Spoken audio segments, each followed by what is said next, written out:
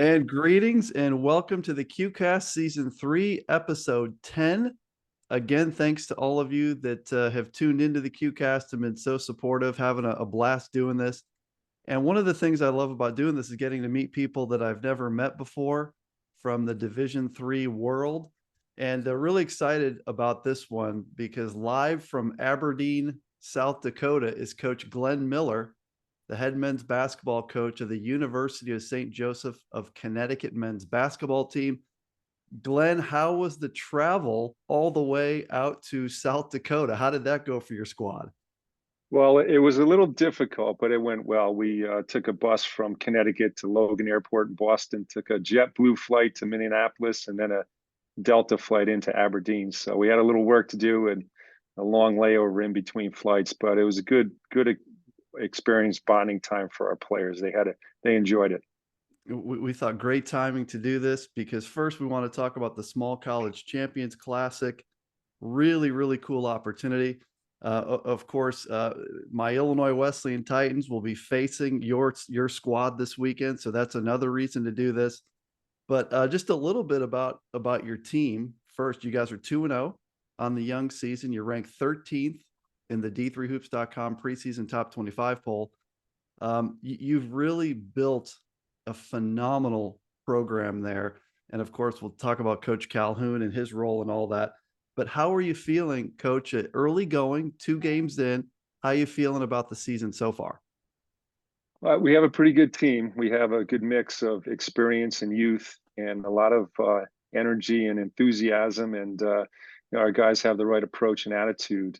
It's been a short period of time that we've had a basketball team at St. Joe's. This is our fourth full season, so we've made great progress in a short period of time, winning 2 conference championships and getting to 2 NCAA tournaments. But we have a lot of work to do to get to where we want to be, and that's a perennial top 20 team in the country. Illinois Wesleyan is that, Wisconsin-Oshkosh is that, Nebraska and Wesleyan is that too. And that, so it was a challenge to get into where we're at. We've accomplished a lot, but the next step is going to be more difficult. And so this tournament provides us with a real measuring stick against some really good programs. Yeah, this is one of the neat things I think that's happening more and more is teams finding a way to play each other, teams from different parts of the country, and that's become really cool over the last several years. How did you get connected with this tournament? As you mentioned, you're going to play Powerhouse, Wisconsin Oshkosh, ranked number 3 on Friday at noon. And then Saturday, you play Powerhouse Illinois Wesleyan, ranked number 21 Saturday. How did you get connected with the Small College Champions Classic and end up there in Aberdeen, South Dakota this weekend? Well, it was John McCarthy and Coach Calhoun, and that was probably a year and a half ago. And Coach jumped right into it, and now he's not coaching. So I don't know if he knew. I don't know if he was setting me up, but we want to play the best, and to play in a tournament this early in the season, it gives you an NCAA tournament atmosphere. And we've won 35 straight conference games and gone to 2 NCAA tournaments, and we've lost in the first round both times. So at the end of last season, I thought about it. I'm 61 years old. I don't think I'm going anywhere from here. I've had a career that I've enjoyed in different places, Division 3, Division 1. So, I said, let's go out and play the best. We were already in this tournament, but we scheduled WPI and Yeshiva, BAPS and Tufts, Westfield State, who's a very good program. And, we said, let's go out and play the best out of conference schedule we can. We have a veteran team, and let's see what we can do. So we're here. But Coach Calhoun and John McCarthy were the got talked and agreed to this about a year and a half ago. John does such an amazing job promoting all things small college basketball, which includes NAI, Division 3, Division 2.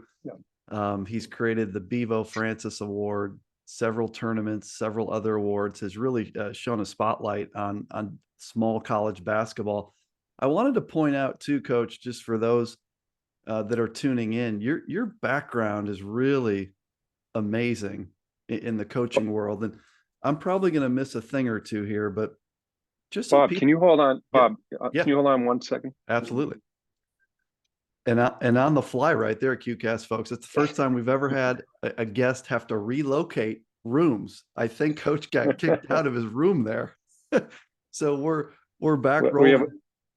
Yeah, go ahead. we have another team coming in to do some film work in the conference room. So I'm sorry about that, Bob. No problem. Where I was going with that is I want people to understand your coaching background because it's quite incredible. And I'm probably going to miss a step here or there, but you were on Jim Calhoun's first coaching staff at UConn starting in 1986. You were there 7 years. You get the job head coach at Connecticut College, a Division III school, which you build up to a power and go 28-1 in 98-99. You get to the Division III Final Four. And I thought being 1999 that you must have played Platteville. You actually were on the other side of the bracket. You played Hampton-Sydney. You lost to Hampton-Sydney in a good game. Platteville beat Hampton-Sydney in overtime. Then you get the job at Division I Brown. You're there 7 years. You get the job at Division I Penn. You're there 3 years. Then you go back to UConn as an assistant under Kevin Ollie. And eventually you end up on the staff with Coach Calhoun as he's building the St. Joe, Connecticut program. And now you take over for him as the head coach. I mean, Glenn, that is an amazing track record. This journey you've been on since 1986. I mean, I don't know how you would sum it up, but it was pretty incredible stuff, right? It's been a lot of fun. I've been fortunate to say the least. My relationship with Coach Calhoun goes way back to when I was a player.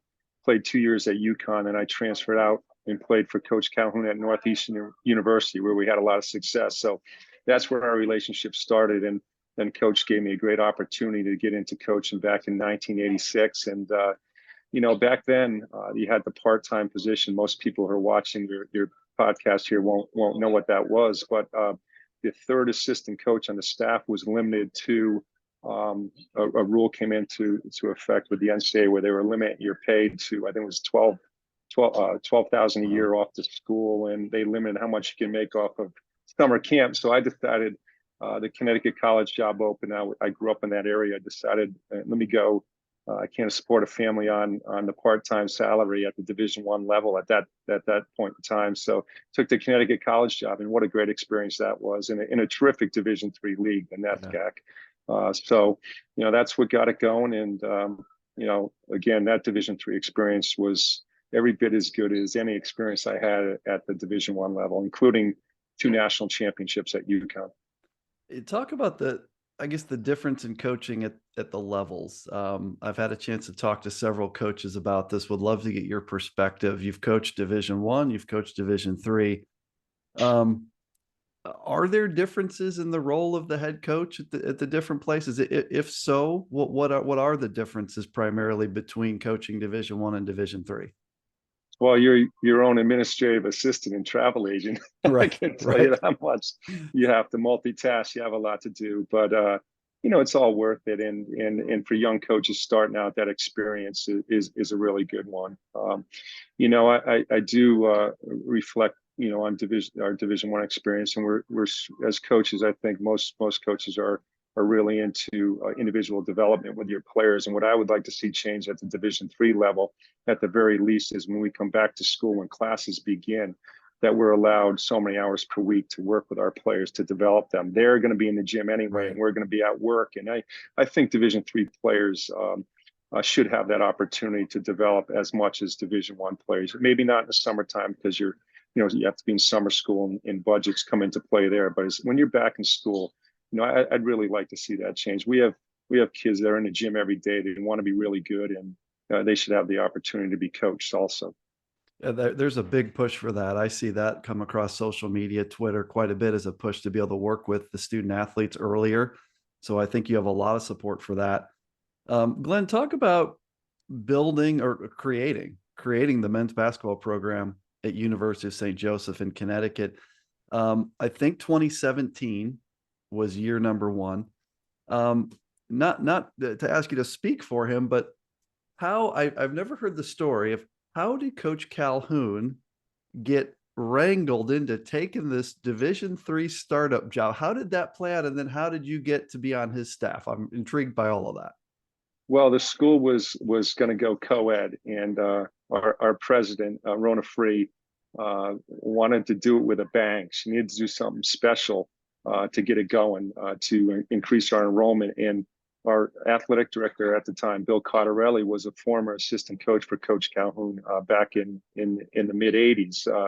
And so, he called Coach up just for some advice on some candidates for the job, and quickly that turned into Coach coming back out of retirement. And to be honest with you, it was a perfect scenario and opportunity for Coach, because he missed coaching, and at this level, all our recruiting is regional, and there's not much travel, so Right. it afforded him the opportunity to get back to what he loves to do, coach and be around young student athletes. And then he didn't have a Division III experience and non-scholarship experience, and I was in between jobs or out of a job, and so he wanted me to come help him. And St. Joe's did it right. The first year, when we didn't have a program, we were going co-ed. The next year, I just traveled around and recruited for the entire year to get a team in place, for the following year when we were going co-ed. So we brought in, gosh, it must have been 18 freshmen, and that first year. Started all freshmen, struggled early in the year, but developed and started playing good basketball at the end of the year. We made it to the conference championship the first year. And you did that with starting 5 freshmen, correct? All You were freshmen, all yeah, freshmen off the bench too. yeah, We you might have were had one transfer. incredible. You see, you get to the GNAC title game playing all freshmen. The next year, I believe you win the GNAC title, correct, and get into the tournament because of You it, got right? It it. was just 2020, right? You got into the tourney. That's right. And we first round lost to a good Hobart team. When Coach Calhoun was trying to figure things out when he got the job, at some point he certainly must have asked you for perspective on Division III, and you had all that experience in the NESCAC at Connecticut College. I'm curious how you articulated to him what Division III was and what Coach Calhoun needed to know, because that's pretty, you can't just walk in the door and think it's like Yeah. Division I. Like, well, how did you explain what this wonderful world is that we all love? Well, I have this philosophy about recruiting at the Division III level, that if you want really good players and a chance to win it at a high level Division III, because it's very good basketball, and there's plenty of coaches that, if given the opportunity, would be successful coaches at the Division I level. So all across the board, the better Division III programs have very good players and players that could play at a higher level.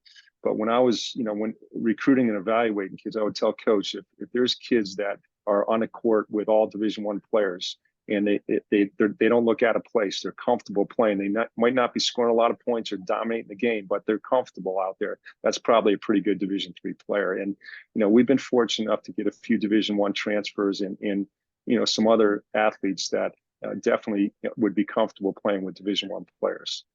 So that's we kind of attacked the recruiting that way, and obviously, Coach Calhoun's name and Hall of Fame coach was an attraction to a lot of kids to take a leap of faith to come to a school that was just turning co-ed.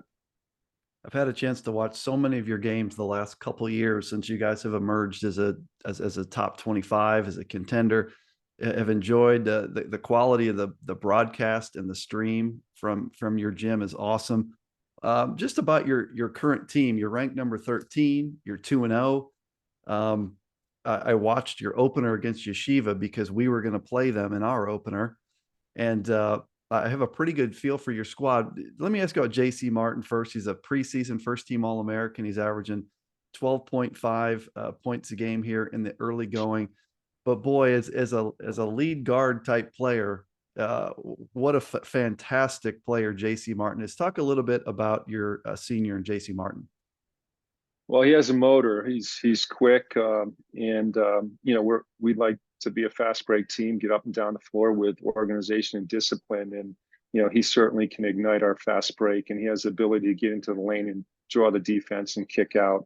We just need him to be a good decision maker. And try to stress to our guys when you start playing against, Illinois Wesleyan and Wisconsin Oshkosh teams at that level, that every possession matters, and we have to be tight with our game. And that's the growth that we have to show to be able to compete at this level and be successful. Is that boxing out, low turnovers, execution throughout the course of a 40-minute game. We've played teams in the past where we win by 20 or 25 points, and we've turned the ball over 18 or 20 times. That can't happen against a good team. So, that's the type of leadership that we need out of JC this year to be successful. You really have a balanced crew, and I remember Chicago's coach Mike McGrath one time told me that the teams he liked to have were where everyone was like 6'4", 6'5", up and down the roster. I don't need a 6'9" guy. I need a bunch of 6'4" guys. And you really do kind of have that after JC. You've got a bunch of big players on the perimeter. Ryan O'Neal is a 6'5" guard, averaging 21 points a game. He's off to a quick start for you. Talk about Ryan O'Neal, if you would, Coach. Well, Ryan, he's got a lot of experience. Loves to play, obviously, coming back for a fifth year. He's in the past has been somewhat of a streaky three-point shooter. He's shooting at a higher percentage this year, looks more comfortable, moves without the ball well. And again, like you said, he's a big guard, Bob. So I love big guards. You can post them. You can do a lot of different things with them defensively. They're some of our guards are interchangeable, so that's always good too. But Ryan's a very experienced player, and we need a big year out of him this year to reach our goals. Regarding the matchups this week, it's really pretty fascinating how these combinations are going to work out. These are going to be cool games all the way around. You play the favorite in the league that everyone considers the best league in Division III. So the WIAC and Wisconsin Oshkosh is the favorite. And then you play the favorite in the league that's either number 2 or number 3 or number 4, whatever you want to call the CCIW. It's one of the power leagues. Let's start with Oshkosh, not to ask for, your full scout on Oshkosh, but they're a great team. They're a big team. What have you seen in your initial prep on the Titans of Oshkosh? Well, very tight with their execution, fundamentally sound. They're very consistent in what they do. Very good motion offense team. Multiple options. They all, you're talking about clones, going back to when we were in the Final Four and watching Bo Ryan's Wisconsin Platteville team. I said, these guys all do the same thing. They're all 6'4", 6'5". They can all shoot it. They can all post it, post up. So Oshkosh is a very good team on both sides of the floor. Defensively, again, I think they're always in position in the gaps. They have good strength, not as big as your team, but good size and strength and very good skill level. And they play so well together and share the ball.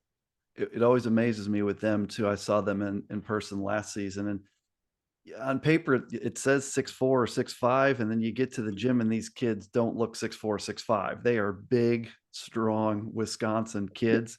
And then I wouldn't expect you to know as much about Illinois Wesleyan. You probably have to watch that Nebraska Wesleyan game first to kind of get the scout, but you've done some initial looking. What are your really initial impressions of Illinois Wesleyan in your second matchup there?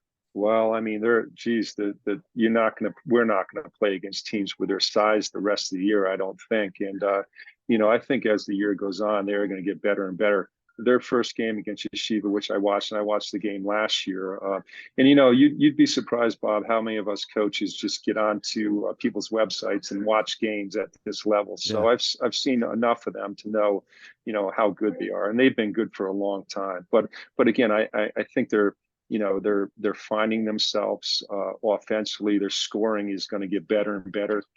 They've got a lot of guys that can do some things, and where they get the offense and how they get their offense, that's going to continue to improve.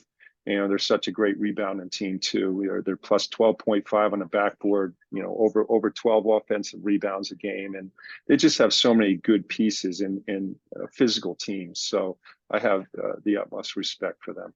Just a couple more questions. I know you're busy. I'll let you go and get ready for the weekend. You mentioned Yeshiva a couple times. You played them in your opener. I was watching that game. I wanted to ask you about this kid, Zevi Samet, because this kid, I was watching the opener. He scored about 17, 18 points, and I'm thinking, hey, good game for a freshman. That's big time. And then he came to our place, coach, and just lit us up. 38 points, including this. If you were watching the stream, he hit this step back three from the corner. He hit a 32-footer to make it a 1-point game. He scored 40 last night in their home game in a conference game. This kid's pretty special. What were your impressions of Zevi Samet from having to defend him there in your opener? Yeah, he could play at a higher level. He should stay right there and have a great career at Right. Yeshiva, though. But boy, is he sensational. He can hit any shot. He can, some guys can hit the open shot, which comes off of offensive execution. He can score in a one-on-one situation, create his own shot. He can shoot with a hand in his face. He's just so dynamic offensively. And that Yeshiva is their style of play offensively is so unique. Right. And although they were a better team last year because of their experience, they might be a better three-point shooting team this year. But they do what they do. They run that motion offense, and a lot of their actions you don't see with other teams on the weak side, especially with the back screens and the flare screens. So it's a very difficult game to play, to be prepared for, and I would think especially for an opener for Illinois Wesleyan or us. So I was happy to come away with a win. And Elliot, who's a terrific coach and a terrific person, he's really enjoying this team because they're all sponges, and they're going to be good for years to come. But number 21 or 23, whatever, he's 21. Boy, 21. He is outstanding. Yeah, I had to ask you about him because we've both seen him and he's unbelievable. Glenn Miller, I really appreciate your time and it's been great meeting. I'd like to have you back sometime when we've got more time. I'd like to, among other things, you've probably got so many great D1 UConn type stories I'd like to pick your brain on and like to talk more about your program. But I'd like to get any final thoughts you have as you head into this weekend in the Small College Champions Classic. What are your final thoughts? What do you want D3 fans and St. Joe fans to know about kind of what you're heading into this weekend and this season for that matter? Well, again, we're really excited about this out of conference schedule, and we're just going to go out and try to play hard and play well and give the fans a good game, and hopefully we come out on top. But either way, this is going to be a great experience. It's going to be a growing experience for us, and I would also like to thank you, Bob, all your passion in support for small college basketball and Division III basketball. I mean, people like you, I think. Really do a lot for the game at this level, and it's such a good game at this level. People don't understand how good the players and the coaching is. And again, I mean, I've had great experiences at UConn and as a Division I head coach. This level is very good, and I enjoy this just as much. But the exposure that you and others bring to this level, keep on doing what you do, because there's a lot of people that appreciate it. I appreciate that. The others appreciate that. And it's really cool, coach, the folks that like you that have come from Division I that now experience Division III and kind of fall in love with it. I remember when Bo Ryan went the other direction, but he remained so complimentary and loyal to Division III. If you listen to Bo Ryan when he was at Wisconsin talk about playing in the WIAC in Division III, so that helps our brand, right? It helps our brand when people that have been on the bigger stage come to Division III and are like, this is great basketball. My golf game has just gotten a little bit better, though, from Division I to Division III. I've gone from maybe 10 rounds a year to 50, and the handicap's down single digit, but you still have to work very hard at this level to be successful. Work-life balance, a little more perspective and a little more work-life balance at this level, coach. That's right, Bob. Everyone, that's Glenn Miller. He's the head men's basketball coach at the University of St. Joseph in Connecticut. They've built a power there, ranked number 13th. And one of the cooler things you'll see is St. Joe of Connecticut going to play Wisconsin-Oshkosh and Illinois Wesleyan on back-to-back days in Aberdeen, South Dakota. Coach, thank you so much. Best of luck this weekend. And we will do this again soon because I'd love to talk for about 2 more hours. Okay. Thanks, Bob. Thanks for having me. I appreciate it. Have a great Thanks, day. Coach.